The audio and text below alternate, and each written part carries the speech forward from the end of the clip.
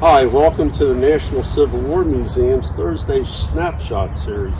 I'm Jim Schmick and I'll be your presenter today for this segment.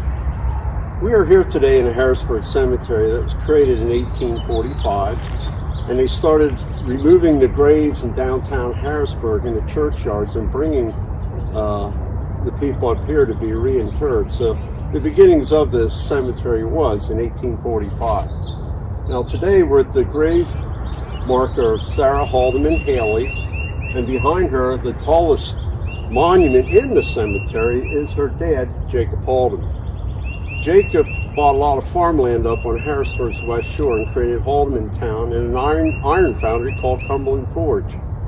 Now later on, the town was renamed Cumberland after the forge, and then with the mail of Cumberland, Maryland getting mixed up with Cumberland, Pennsylvania, being Cumberland was the newer here in the Harrisburg region, they renamed it New Cumberland. Now, because of her dad's wealth with the iron foundry, she already was a very wealthy woman. She married a lawyer by last name of Haly, and when they got married, they moved to Philadelphia. He died not too much later in a office fire in Philadelphia, so she moved back here to Harrisburg and stayed single. So she went to France over 34 times, and that's why she copied the grave of Napoleon. It's Napoleon's sarcophagus. Now, during the Civil War, down in front North Street, where you know the present-day YMCA is, was the 1850 cotton factory, and it was modeled after the mills of New England, and it was the biggest employer at the time for the people of Harrisburg, and it mostly employed women and children at the time. Now, because of the war starting, that was the end of the cotton mill.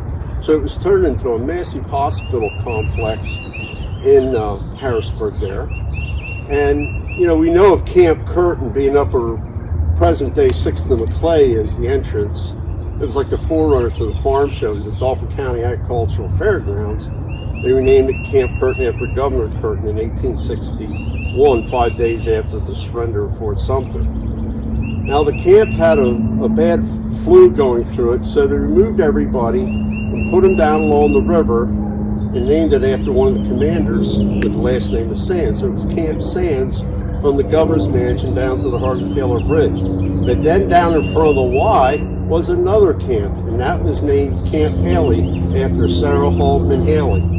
She would walk down from her home at 27 North Front Street and do a lot of great things to the soldiers. Food, talk to them, help them write letters. So they really respected Sarah a lot. And that's why you have Camp Haly along the river at Front Street.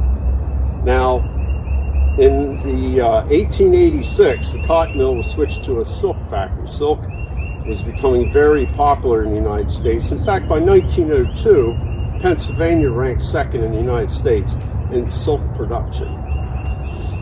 Now, the Y took it over in 1931 and leveled it, and that's the present-day Y that you see today. Harrisburg was one of the first 8 cities in America to get a YMCA.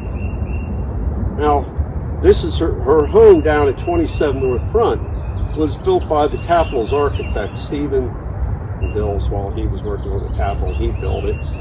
And then it was used, rented out for Governor Schultz from 1823 to 1829. And in 1825, Lafayette visited the home on his tour of the United States. Now, the Haldemans bought the home in 1830 when she was 18 years old. And she died in the home, and they read her will in the living room and at the funeral, and she gave $60,000 to create the Dauphin County Library there at Front Walnut. That library was where her rose garden was. So with the $60,000, $50,000 was spent on all the books and things for the building, but then they had just $10,000 for the building.